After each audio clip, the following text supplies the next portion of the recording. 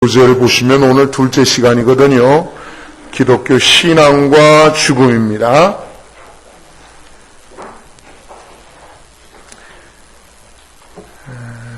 여러분, 죽음이라는 것이 무엇입니까? 인간이 태어나서 죽는 것은 누구나 다 공통적인 것인데, 우리 권사님 기도하신 것처럼 히브리서 성경 말씀 보면 한 번 죽는 것은 사람에게 정한 것이고 그 후에는 심판이 있다라고 했습니다. 자, 그런 점에서 죽음은 누구에게나 다 공평하다고 할 수가 있습니다. 인간인 본성적으로 죽음을 피하려고 하고 외면하지만 누군가는 언젠가 다 죽음 앞에 직면하게 됩니다. 아무리 과학이나 의학이 발전했어도 죽음만은 아무도 막지 못합니다. 그런데도 안타까운 것은 이렇게 중요한 인생의 마지막이 있음에도 불구하고 준비 없이 그냥 여유 없이 그렇게 살아가는 것이 대부분 우리 현대인들의 모습입니다. 여러분, 여기 죽음을 제가 몇 가지로 정의를 내렸습니다. 첫째, 여러분이 한번 읽어보시죠. 그래요. 냉정하지만 생명이 끝나는 것, 그것이 바로 죽음입니다. 두 번째는 뭘까요? 이별입니다. 죽음으로 이 땅에서 사랑하는 사람들, 그리고 이 세상, 우리 주변에 누리던 모든 환경들과 이별을 해야 됩니다. 그것도 잠깐 이별이 아니라 영원한 이별입니다. 여기서 우리가 중요한 것은요, 믿는 사람들에게는요, 다시 만날 때가 있어요. 믿는 사람들은. 그러나 불신자들은요, 영원히 만나지 못합니다. 믿어야 되겠습니까? 안 믿어야 되겠습니까? 믿어야 됩니다. 세 번째는 뭘까요? 죽음이란 떠나는 것입니다. 그래서 죽은 사람을 향하여서 저가 세상을 떠났다 이렇게 표현하지 않습니까? 죽음으로 우리는 새로운 세계를 향하여서 떠나는 것입니다. 불신자는 심판받고 지옥으로 갑니다. 그러나 신자는 믿음으로 구원받아 천국에 갑니다. 누구나 죽음 다음에 이 여행을 필히 하게 됩니다. 네 번째는 무엇입니까? 이것이 기독교적 견해입니다. 다른 종교들은요, 죽음으로 끝나고 죽음으로 그냥 없어지는 것처럼 소멸되는 것처럼 생각이 되지만 기독교는 그렇게 말하지 않습니다. 죽음으로 인생이 끝나는 것은 아니고 이 땅에서의 생애야 끝나지만은 그러나 이 땅의 모든 슬픔과 고통, 외로움과 실망과 곤고함을 다 벗어버리고 하늘나라에서, 영원한 하늘나라에서 우리는 새 삶을 시작하게 됩니다. 따라서 죽음은 제2의 세계를 향한 새 출발이라고도 말을 합니다. 그런데요, 옛날부터 철학이나 문학 혹은 그렇습니다. 무슨 시인들이라든지 화가들도 다 죽음을 얘기하고 죽음을 그리기도 하고 죽음을 노래했습니다. 특별히 옛날부터 철학의 주제 가운데 빠질 수 없는 것은 바로 이 죽음의 문제였습니다. 철학자들은 뭐라고 표현했는지 한번 보십시오. 에피쿠로스라고 하는 소위 쾌락을 강조했던 그런 철학자는요, 이런 말을 했습니다. 죽음이란 없다. 왜냐하면 살아있을 때는 아직 죽음이 오지 않았고 죽어버리면 아무것도 모르기 때문이다. 그럴듯해 보이지만은 그렇다고 죽음이 없는 건 아니죠. 고대 그리스의 철학자들은요, 죽음을 네 가지로 설명했어요. 첫째는 무엇입니까? 누구든지 홀로 죽는다. 같이 죽는 경우도 있죠. 그렇죠? 동반 자살했다든지, 그죠? 같은 전쟁터에서 같이 폭탄에 맞아 죽었다든지. 그러나 그렇다 할지라도 그것은 시간만 똑같은 거지 같은 죽음은 아니라는 거지요. 둘째가 뭘까요? 대신 죽을 수가 없다. 그렇습니다. 우리 사랑하는 가족이 죽을 때에 내가 대신 죽으면 얼마나 좋을까요? 그러나 그럴 수가 없는 것이 바로 인생입니다. 셋째는 뭘까요? 언제 죽을지 모릅니다. 죽음은 의논 없이 내게 오는 것입니다. 우리 교단에 원로 목사님이신 조두만 목사님이 월요일날 돌아가셨어요. 우리 학교의 대학원 학생이 제게 전화를 줬습니다. 제가 그 수업을 맡고 있는데 죄송하지만 그 수업에 제가 빠져야 되겠습니다. 왜요? 그랬더니 우리 교회 목사님께서 돌아가신다고 합니다. 다녀오시라고. 그런데 교회에서도 몰랐고요. 아무도 몰랐어요. 아프시지도 않았고. 그런데 갑자기 쓰러지셨고 그리고 곧바로 운명하셨어요. 누가 그분의 죽을 것을 알았겠습니까? 본인도 미처 몰랐어요. 이와 같이 죽음은요, 언제 올 줄 모르는 것이 죽음입니다. 네 번째는 뭘까요? 네 번째는 반드시 죽습니다. 누구나 다 죽음을 피할 수가 없는 얘기죠. 그런데 이들의 이야기들을 들어보면 무언가 빠져 있습니다. 뭐냐면 고독하고 혹은 염세적이라는 거죠. 그래서 죽음 이후에 소망이 보이질 않습니다. 까미라고 하는 사람, 까미도 그런 말을 했습니다. 인생의 모든 문제는 자살의 문제로 귀결된다. 참으로 진지한 철학적 문제는 오직 하나뿐이다. 그것은 바로 자살이다. 인생이 살만한 가치가 있느냐 없느냐를 판단하는 것이야말로 철학의 근본 문제에 관한 것이다. 그런 말을 했어요. 여기다 한수를 더 떠서 철학자 쇼펜하우어는 자살 예찬론이라는 글을 써서 자살을 찬양하고 조장하기도 했습니다. 이 쇼펜하우어 때문에 많은 젊은이들이 당대에도 후대에도 자살을 했습니다. 이 사람은 하루라도 일찍 죽는 것이 낫다. 사람은 어린 시절에 죽는 것이 낫고 그보다 더 나은 것은 태어나자마자 죽는 것이고 최고로 좋은 것은 아예 이 세상에 태어나지 않는 것이다. 뭐 이런 말을 했는데 이 사람은 72세까지 살았어요. 엉터리죠, 그죠? 남들에게는 죽음을 좋다고 강조하고 본인은 그렇게 오래 살다니 죽음을 그도 막을 수가 없고 또 혹은 죽음을 하고 싶어도 그렇게 쉽지 않은 것이 인생인 것을 교훈하여 줍니다. 그 다음에 세 번째입니다. 죽음이 가르쳐주는 진리입니다. 자, 우리 기독교 안에서는요, 이 철학자들, 고대 철학자들이거나 또 혹은 염세주의자들 같은 그런 이야기를 가르쳐주지 않습니다. 기독교 안에서요, 죽음은 따라서 한번 해보세요. 복된 것이다. 아이고, 죽음이 복되다니요, 목사님 무슨 말씀이요? 그럴지 모르지만은요, 한번 쭉 들어보세요. 그러면 죽는 것이 차라리 그것이 정말 복이라는 것을 알 수가 있어요. 그것은 쇼펜하우어 이야기처럼 자살을 동정하거나 그저 단순히 죽는 것이 낫다는 그런 말이 아닙니다. 왜 그러한 것인가? 죽음은요, 우리 지난 시간에 말씀드린 것처럼 우리가 초상집에 가는 것이 잔치집에 가는 것보다 낫지요? 죽음을 생각하는 것은 많은 인생의 교훈을 가르쳐 줍니다. 자, 기독교의 죽음은 어떤 죽음관을 말하고 있는가 하면요, 첫째로 죽음은 인생이 허무하다라고 하는 것을 가르쳐주고 있어요. 우리가 이 땅에 살면서요, 죽음을 생각하면 욕심낼 거 없어요. 우리가 뭐 옷을 좀 사야겠다, 뭐 책을 좀 사야 되겠다. 저는 별로 이렇게 좀 죄송합니다만 별로 욕심이 없어요. 뭐 이렇게 사고 싶은 게 없는데 그래도 좀 나이 들고 철 들고 혹은 목사이다 보니까 사람들 앞에 그래도 좀 부끄럽지는 않아야 되겠다. 그래서 옷을 샀으면 좋았던 그런 생각이 든 적도 있고요. 또 혹은 책을 샀으면 좋겠다. 그런 생각이 든 적도 있어요. 그런데 요즘에는요, 정말 그래요. 별로 이렇게 옷 사고 싶은 생각도 없고, 책도 별로 사고 싶지가 않아요. 읽을 것 같으면 책방에서 그냥 읽으면 되지, 뭐 굳이 사겠느냐 싶지만은, 그러나 이제 교회 앞에 가져와서 또 자료를 해야 되기 때문에 사기는 사지요. 그래도 큰 옛날 같은 그런 욕심이 없어요. 여러분 막 이제 죽어간다고 하는 사람이 가진들 무슨 소용이 있겠습니까? 그러니까 인생에서 죽음을 미리 생각하게 되면 욕심이 없어지니까 얼마나 좋습니까? 집을 뭐 사야 되겠다, 무슨 뭐 땅을 사야 되겠다, 혹은 내가 무슨 앞으로를 위해서 이렇게 살아야 되겠다 하는 그런 계획조차도 사실은 필요 없는 거 아니에요. 여기 성경 말씀에 전도서 1장 2절입니다만 헛되고 헛되며 헛되고 헛되니 이 세상에 헛되지 아니하는 것이 없다 그랬습니다. 야고보는 인생아 내 이름이 무엇이냐 너는 잠깐 있다가 없어지는 안개니라. 안개와 같은 것이 인생이라고 그랬어요. 안개 아침에 이렇게 무럭무럭 피었다가 한낮 햇빛이 들면 사라지잖아요. 인생도 그와 같이 잠깐 보여졌다가 없어지는 것이 인생이라고 했다고요.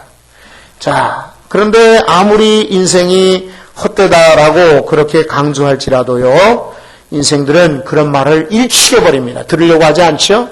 무슨 소리야. 그래도 있을 거 있어야지. 가질 거 가져야지. 무슨 소리야. 잠깐은 살지라도 언제 죽을지 모르니까 우리는 누리며 살아야지. 요즘 신문에는 아직 안 나오나요? 뉴스에 계속해서 제일 첫 번째 꼭지로 나오는 방송 뉴스 제목이 뭐죠?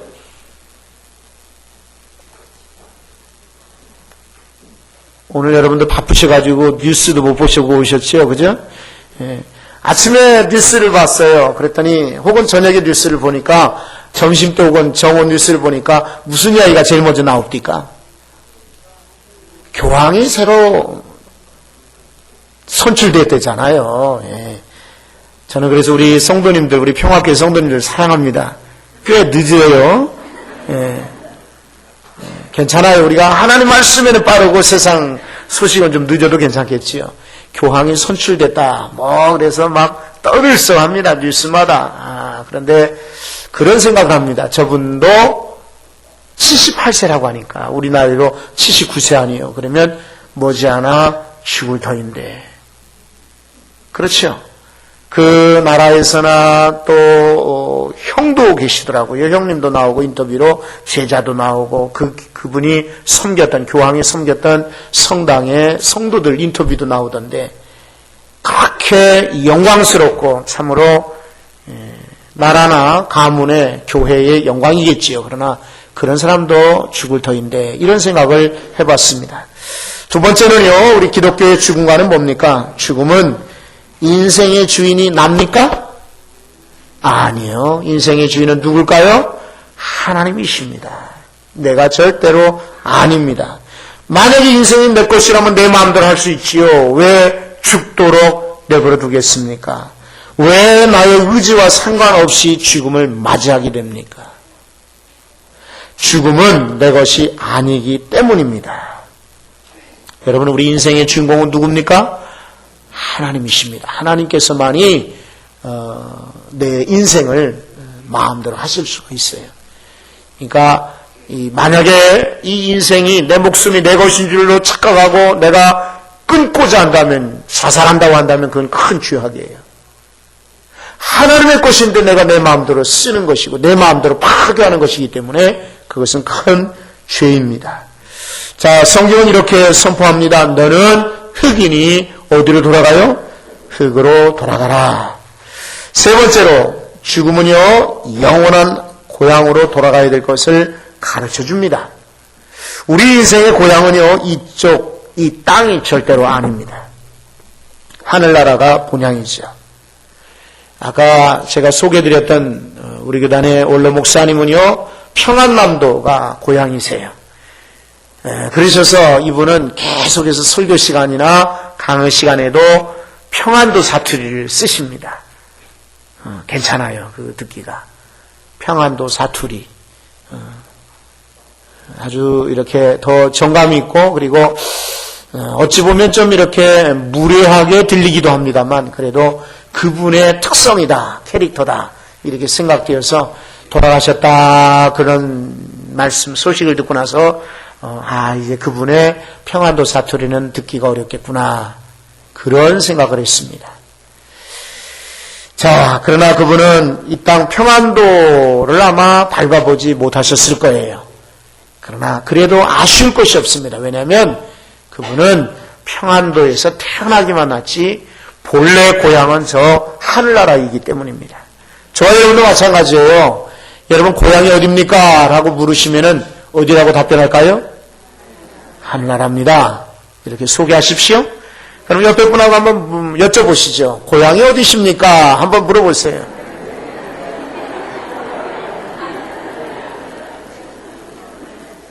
하늘나라 청국시 황금동, 그죠? 164-13번지 우리 교회 주소입니다. 자, 죽음은요 영원한 고향 하늘나라로 돌아갈 존재인 것을 가르쳐줘요. 단거리 선수와 장거리 마라톤 선수와는 마음가짐이 다르죠. 단거리 선수는 금방 결승점에 도달해야 되기 때문에 최선을 다해서 달려가게 됩니다. 그러나 여러분, 장거리 마라톤 선수는 멀리 내다보고 끝까지 가는 것입니다.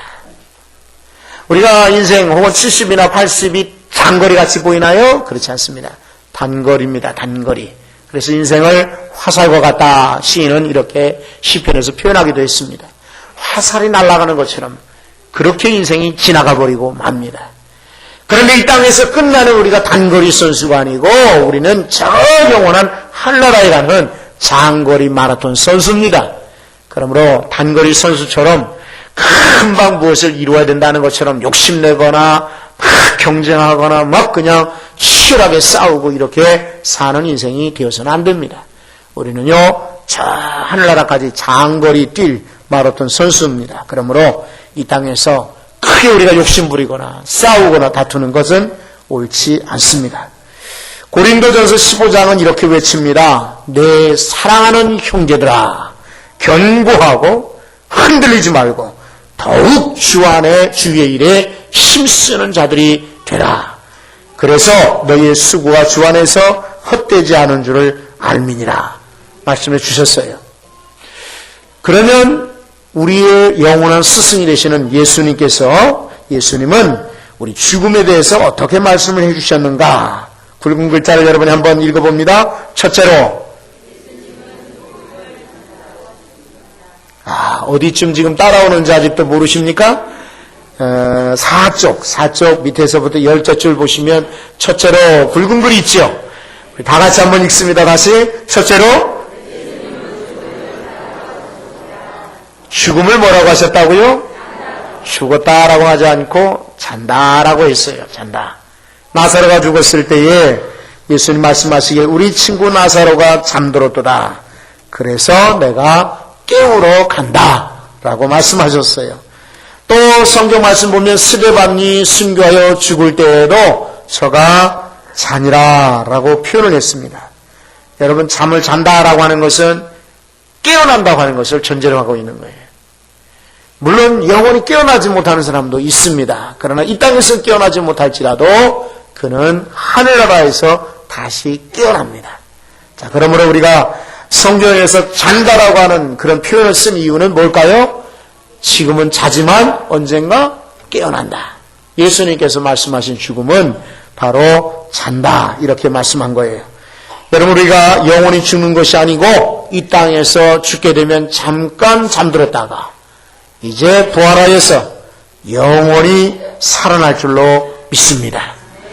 우리 지난주 입관 체험했을 때 누군가 그렇게 간증을 했잖아요. 그렇죠? 금방 이렇게 일어날 줄 몰랐다. 그랬습니다. 맞습니다. 우리가 아마 관에 들어가는 것처럼 들어갈 때는 의식 없이 잠깐 들어가지만 여러분 나올 때는요 영원히 의식 가지고 잠깐만에 살아날 줄로 믿습니다. 둘째는 뭡니까? 둘째 다 같이 할렐루야. 성도가 죽으면요 그거는 파멸이거나 깨어진다든지 없어지거나 수치나 부끄러움이 아닙니다. 성도는 죽으면 낙원에 있게 됩니다. 그것이 바로 예수님께서 말씀해 주신 죽음관입니다. 여러분 그 회개했던 강도에게 오른편 강도였나요? 왼편 강도였나요? 모른다고 그랬죠. 그렇죠? 사순절 기도의 시간에 오셨던 분들에게 말씀을 드렸습니다. 어쨌든 회개했던 그 강도에게 예수님 뭐라고 말씀하셨습니까? 너는 한 10년쯤 뒤에? 아닙니다. 오늘 내가 나와 함께 낙원에 있으리라 그랬어요. 오늘입니다. 오늘. 죽은 다음에 어디 가서 대기하고 있다가 번호표 받고 있다가 부르면 올라가요? 그거 믿지 마세요. 거짓말입니다. 우리 성도들은요 죽은 다음에 지옥에 가는 것이 아닙니다. 죽은 다음에 깜깜한 데 들어가 고생하는 것이 아닙니다. 죽은 다음에 어디 차가운 데 가는 것이 아니에요. 오늘 나와 함께 낙원에 있으리라. 성도는 죽으면 낙원으로 갑니다. 세 번째 죽음은 다 같이 죽음은 그리스도와 함께 있는 것입니다. 그렇죠. 강도에게 오늘 내가 나와 함께 그랬습니다. 오늘 우리 성도들도 주님과 함께 천국에 갈 존재들입니다. 그래서 사도 바울은 빌립보 1장 23절에서 죽음이라는 것은 바로 그리스도와 함께하는 것이다 라고 말했고요. 계시록 21장 3절에 하나님의 장막이 사람들과 함께 있으니 하나님이 저희와 함께 거하시고 저희는 하나님의 백성이 되고 하나님은 친히 저희와 함께 계신다 약속하셨어요. 오늘 이 땅에서는요, 우리가 사실은 하나님과 함께 거한다 하지만은 하나님을 보는 자가 없습니다. 그러나 우리가 죽으면 그때는 하나님을 바로 보게 될 것입니다. 지금은 거울로 보는 것처럼 희미하지만 그때는 얼굴과 얼굴을 대하여 볼 것이기 때문입니다. 오늘 예수님께서 가르쳐준 죽음관이 세 가지예요. 첫째가 뭡니까? 인생은 죽으면 죽음이 사는 것이다. 두 번째, 성도는 죽으면 어디 가요? 낙원에 간다. 성도는 죽으면 누구랑 함께 거합니까? 예수와 함께 거합니다. 이것이 예수님께서 가르쳐주신 천국관입니다. 그러면 이제 오늘 죽음의 종류에 대해서 말씀을 아까 우리가 열왕기상 14장의 말씀을 읽었죠? 이 말씀을 우리 같이 나누려고 합니다. 그 전에 여러분들이 잠깐 한번 생각해 보세요. 12주 이 죽음 예배학교 기간 동안에는 우리 구역 예배를 따로 다른 공과를 가지고 드리지 않고 이 내용을 가지고 공부를 하게 됩니다. 그러면 목사님, 구역 강사도 말씀을 들었고 우리 구역 식구들도 다 들었는데 새삼스럽게 무슨 구역 예배 시간에 또 말씀을 나누겠습니까? 여러분 그거 아닙니다.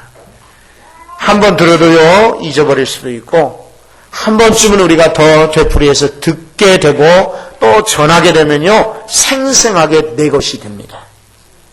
옛날 교육학 시간에 이런 말을 가르쳤습니다.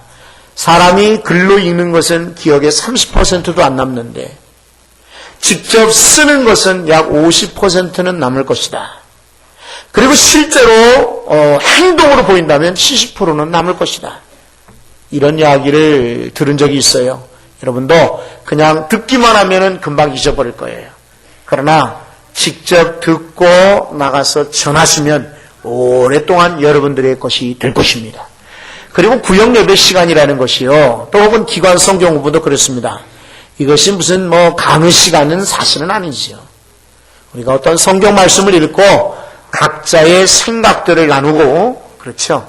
설교 시간하고는 또 다르니까요. 각자의 생각도 나누고 그리고 인도자는 그 가운데서 혹시나 잘못 이해하고 있는 부분을 가르쳐드리고 교정해드리는 것. 이것이 구역 공부나 기관 공부의 아마 방법일 것입니다. 그러니까 여러분들이 되풀이 할지라도 오히려 제가 의도하는 바는 되풀이해서 읽고 듣고 나누는 것입니다.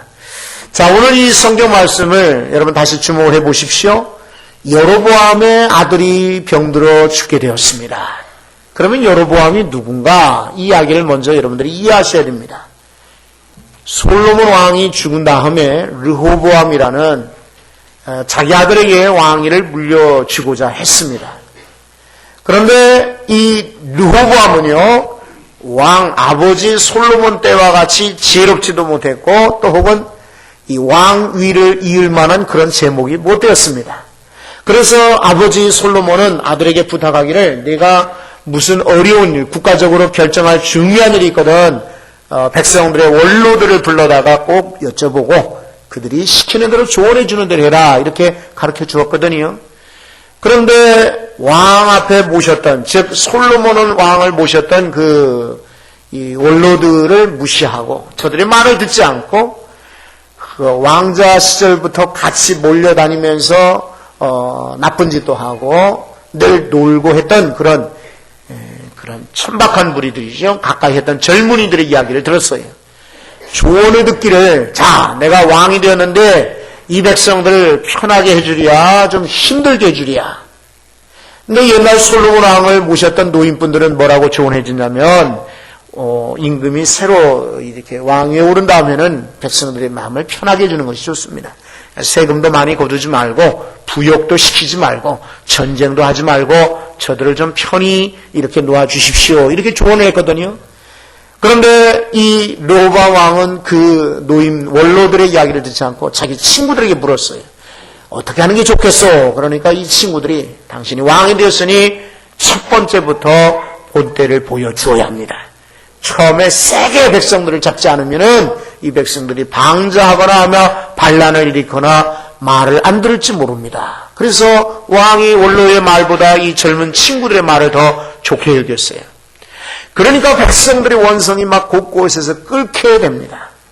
특별히 저 북쪽 이스라엘 지역의 사람들은 더더욱 원성이 높아져요. 왜냐하면 그 당시에 농산물들 가운데 상당 부분이 북쪽 이스라엘에서 다 가져오게 됩니다. 남쪽 유다 지역은 광야지대고 또 사막지대이기 때문에 곡식들이 많지 않아요. 그래서 북쪽 사람들에게서 더 많은 것을 빼앗아 오니까 원성이 높았겠죠. 그런데 르밧이라고 하는 그 솔몬 왕의 이 충신 가운데 아들이 하나 있었는데요. 이 아들이 여로보암입니다. 여로보암. 이 아들이요, 처음에는 솔로몬 왕에게 충성스럽게 이렇게 섬겼어요. 그래서 솔로몬 왕이 이 사람을 신임을 했습니다. 아버지도 훌륭하지만 아들 여로보암도 괜찮다라고 여기서 좋은 자리를 주었는데요. 아비야라고 하는 선지자가 나와서 이에게 소위 퍼포먼스를 해요. 무슨 일을 하느냐면 옷을 갑자기 찢습니다. 겉옷을 찢더니 12조각으로 만들어요. 왜 12조각으로 만들는지 짐작하시겠어요? 그리고는 10조각을 여로보암 네가 가져라 이렇게 말을 해요. 갑자기 노인 양반이 와서 겉옷을 찢는 것도 이상한데 10조각을 네가 가져라 그러니까 여로보암이 사실은 처음에는 어리둥절할 수밖에 해요. 이 아비야 선지자가 말하기를 하나님께서 솔로몬 왕이 마지막 때 말세에 우상들을 이스라엘에 가져갔고 그리고 산당들을 허용을 했으며 게다가 그 아들 르호보암은 오히려 더 하나님의 뜻을 쫓지 아니하고 악행을 행하니 이 나라가 두 쪽이 나게 될 터인데 10개의 지파는 이스라엘이 될 것이고 2개 지파만 유다에 속하여서 르호보암의 나라가 될 것이다. 이렇게 예언을 합니다. 그래서 이 사람이 애굽으로 망명을 갔다가 돌아왔어요. 돌아온 다음에 그 다음에 이스라엘 사람들이 북쪽 이스라엘 사람들이 10개 지파가 예언했던 것처럼 이 여로보암을 왕으로 옹립을 하게 되었습니다. 그래서 그때부터 솔로몬 왕 이후로부터 나라가 안타깝게도 둘로 나뉘어서 북쪽은 이스라엘 그리고 남쪽은 유다로 나뉘게 된 거예요. 근데 그 북쪽 이스라엘의 이 왕이었던 여로보암이요 왕 위에 오르자마자 아주 악행을 행합니다. 가만히 보니까 절기 때문에 전부 다 이스라엘 사람들은 예루살렘으로 가지요. 예루살렘으로 갈 때에 만약에 예루살렘 신전에 가서 성전에 가서 예배를 드리다 보면은 이 유다가 좋은데 이 왕이 좋은데 이러면 자기 백성들이 자기를 미워하고 뿐만 아니라 혹시나 암살을 하고 죽여버리고 다 그들의 마음이 르호보암 유다 왕에게 갈까 이렇게 염려가 되니까 하나님께서 아주 가장 미워하는 일입니다. 산당을 만들어요. 자기가 대신 산당을 만들어요. 베델과 단 두 군데다 만들고요. 왕이 고이즈미 맞나요? 고이즈미 그 일본 그 총리가 그 참배하듯이요. 자기가 직접 가서 참배를 합니다. 그리고는 그 산당의 제사장을 레위인 중에서 뽑지 않고 자기 멋대로 그냥 임명을 해버려요. 마음에 드는 사람을. 그리고 이스라엘 사람들은 절대로 예루살렘 신전에 성전에 가서 제사 드리지 말고 이곳 베델과 단에 가서 제사를 드리라. 이런 죄를 범합니다. 이게 하나님께서 가장 미워하시는 거예요. 그러니까 하나님이 그 아들을 이제 병들어 지금 죽을 지경까지 만들었어요. 1절이 바로 그런 얘기입니다. 그런데 이 여로보암은 이런 사실을 알고 이게 하나님께로부터 내게 징계다. 내가 잘못하고 있으니 내 아들이 이렇게 죽게 되었구나. 이걸 깨닫고 회개하면 좋을 터인데 어떡합니까? 자기 부인을 부릅니다. 여보 이리 오시오. 당신은 말이요 변장하고 전에 나에게 왕이 되겠다라고 예언했던 그 예언자가 저 실로에가 살고 있는데 그곳에 한번 가시오. 여로보암의 처라고 하는 것을 밝히지 말고 과자, 꿀 이런 것들을 가지고는 선지자를 만나서 우리가 어떻게 하는 것이 좋을지 한번 물어보시오. 그렇다란 말이죠. 그러니까 여로보암의 아내도 역시 자기 아들이 지금 죽을 병에 걸렸으니까 왕의 명령을 거절하기가 없지요. 어찌하면 우리 아이를 살려줄까 이런 생각에서 역시 왕이 시키는 대로 변장하고 따라가거든요. 따라가는데 하나님께서는 이미 선지자에게 하나님의 사람에게 벌써 다 예고하셨어요. 5절 말씀 보시면은 아히야 선지자에게 말합니다. 여로보암의 아내가 그 아들의 병듦을 인하여서 내게로 올 터인데 변장하고 올 것이다. 오거든 이리에 말하거라. 그렇게 이미 다 말씀을 해 주셨어요. 그래서 여로보암의 처는 그것도 모르고 이 실로에 있는 아히야 선지자의 집에 찾아오게 되죠. 왔지만은 벌써 이 선지자는 나이가 많아가지고 눈은 보이지 않지만은 하나님이 다 가르쳐 주셨잖아요. 그래서 그 여인의 발자국 소리만 듣고도 여로보암이 쳐요. 아내요 이리 오시오. 이러면서 이야기하면서 하나님께서 너를 이스라엘의 왕으로 뽑아 주셨음에도 불구하고 네가 어찌 그렇게 우상을 섬기고 그렇게 나쁜 악행을 저지를 것이냐. 네가 돌아가서 그 성문에 서게 되는 날 네 아들은 죽을 것이다. 이런 무서운 예언을 하는 것입니다. 아는 게 아니라 이 선지자에게 좀 뭔가 자기 아들을 위해서 무슨 좋은 처방이나 또는 기도라도 들을까 해서 왔었는데 하나님의 사람이 냉정하게 물리치니까 아무 소리도 못하고 또 정체가 드러나니까 얼마나 부끄럽겠습니까? 그래서 그만 돌아오고 말아요. 돌아왔는데 성문에 이를 때에 그 아이가 죽게 됩니다. 여러분 17절에 보세요. 여로보암의 처가 일어나 디르사, 그 당시 이스라엘의 왕이 여로보암이 살고 있던 곳이 디르사라고 하는 지역이었습니다. 이곳에 돌아가서 문지방에 이를 때에 아이가 죽었다 그랬습니다. 오늘 이야기입니다. 여러분 다시 한번 여러분 교재를 한번 보세요. 1절 그러면 병든 사람은 여러분이 한번 맞춰보시죠. 병든 사람은 누굽니까? 여로보암의 아들 아비야지요. 또 2절 여로보암이 자기 아내에게 부탁한 것은 무엇입니까? 변장하고 실로로 가라. 가서 한번 내가 왕이 될 것을 예언하였던 그 선지자에게 한번 물어봐라. 이거죠. 4절 당시 그러면 실로에 살고 있던 사람은 누구였습니까? 아히야. 아비야, 아히야. 이름이 비슷비슷하죠. 여로보암의 아들은 아비야. 그리고 선지자는 아히야입니다. 자, 5절 하나님이 선지자에게 말씀하신 것은 무엇이었습니까? 그렇지. 여로보암의 아내가 올 것인데 너는 이리이리 대답하라. 어떻게 말하는 거예요? 내용이 기니까 그냥 이리이리 대답하라. 줄여서 그렇게 한 거지요. 17절 나중에 집에 돌아가 보니까 누가 죽었습니까? 그렇습니다. 여로보암의 아들 아비야가 죽었습니다. 여로보암의 아내는요 변장을 하고 선지자 하나님의 사람에게 찾아갔습니다. 그리고 그 아히야 선지자는 혹시나 눈이 어두웠기 때문에 몰라볼 줄 알았습니다만 하나님은 이미 선지자에게 알려주셨습니다. 어찌했든지 아들을 살려보려고 선지자를 찾아갔으나 하나님의 눈을 속일 수가 없었습니다. 여러분 그 사도행전 5장에 보면은 그 어떤 부부가 헌금을 하는데 일부를 감췄다가 그만 죽었어요. 거짓말하고. 누군지 기억나시나요? 아나니아와 삽비라. 이 사람들은 자기들이 헌금하는 거 누가 알려? 그리 거짓말을 했어요. 이것이 우리의 밭을, 우리의 소유를 반 전부입니다 라고 거짓말했는데 이미 하나님은 아셨고 베드로에게 말씀해 주셨어요. 그래서 베드로가 네가 어찌 거짓말하느냐 그렇게 책망하는 순간 그만 그는 죽고 말았지요. 그 부인도 마찬가지로. 여러분 이와 같이 사람은 속일 수 있어도 하나님은 우리가 속일 수가 없어요. 우리 그러므로 다짐합시다. 하나님 앞에 솔직합시다. 다시 한번 하나님 앞에 정직합시다.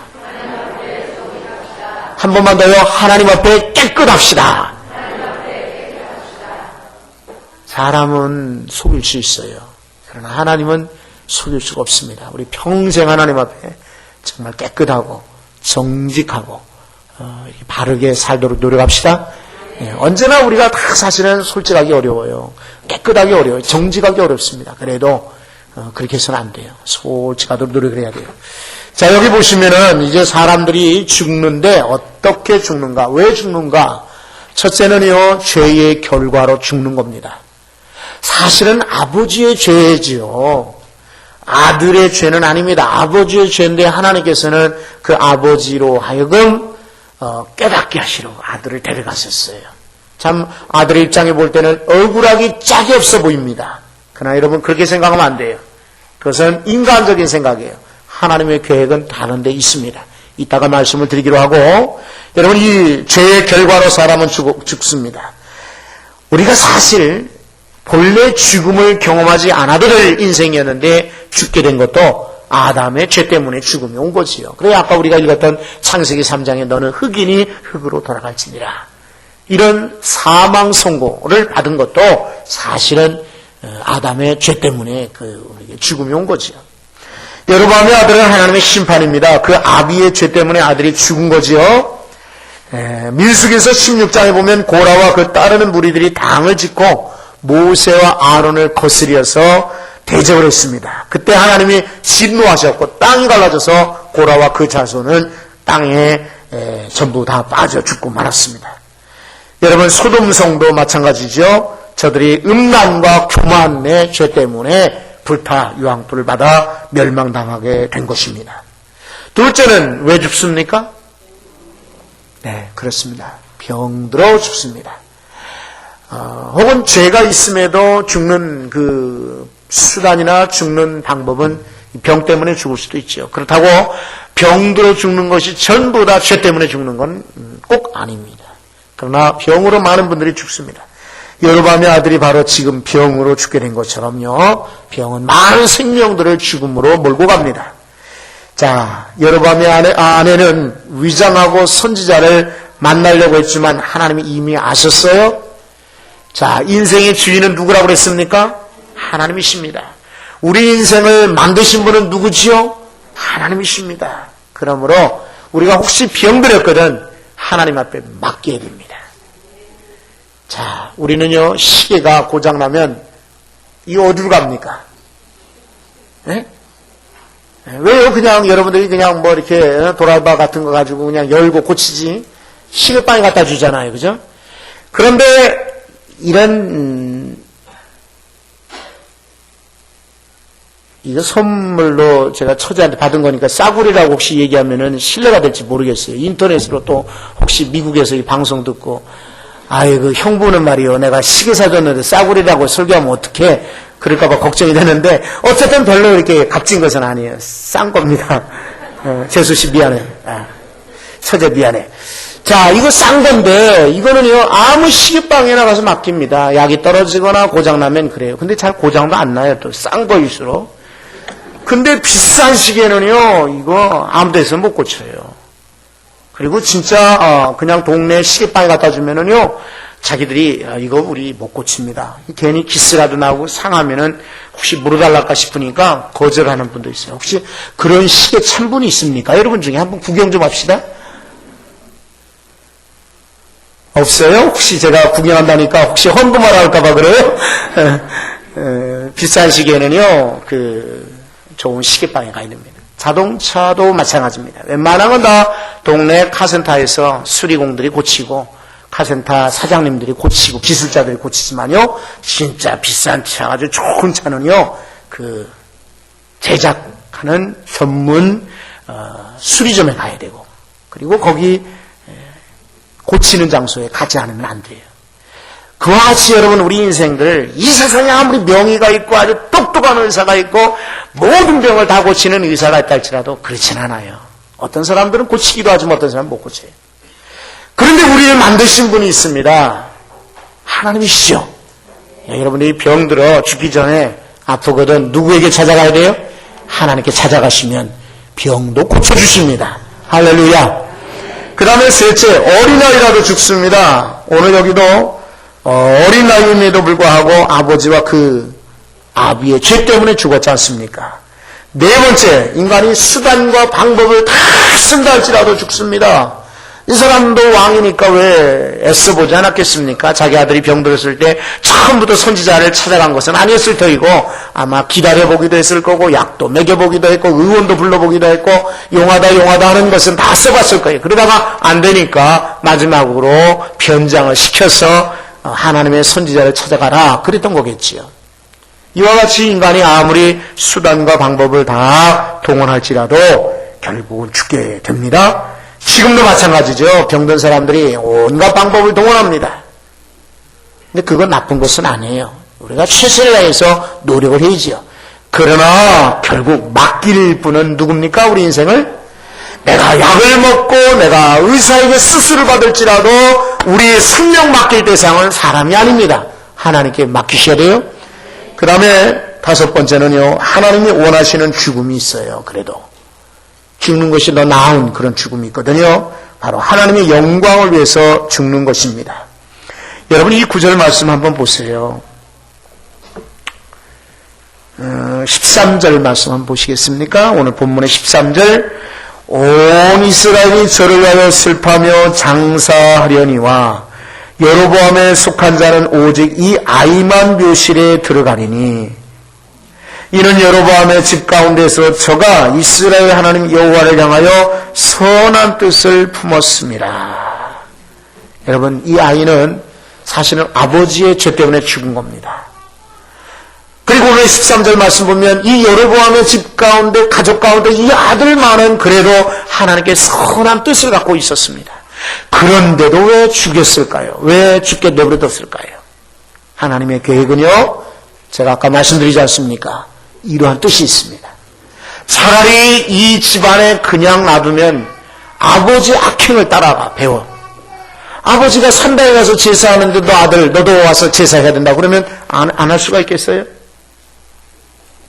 오염된 죄의 세상에서 그냥 놔두시기보다는요 순결한 채로 하나님께서 하늘나라로 부르시는 것이 더 그 아이에게는 복되다고 여겼기 때문에 데려가는 겁니다. 성도 여러분, 우리 주변에 보면은요, 안타까운 죽음들이 있습니다. 젊은 자녀가 죽기도 하고, 또 젊은 청년들이 죽기도 합니다. 그래도 여러분 아쉬워하지 마세요. 오늘 이 세상에서, 오염된 세상에서 죄를 짓고, 더 큰 죄를 짓고, 회개할 기회도 없이 죄를 짓는 경우가 얼마나 많이 있습니까? 그보다는 오히려 죄 없는 곳, 눈물 없고, 한숨 없고, 고통 없고, 괴로움이 없는 그곳으로 먼저 불러간 것을 도리어 감사하실 수 있기를 바랍니다. 우리 기도하겠습니다. 하나님,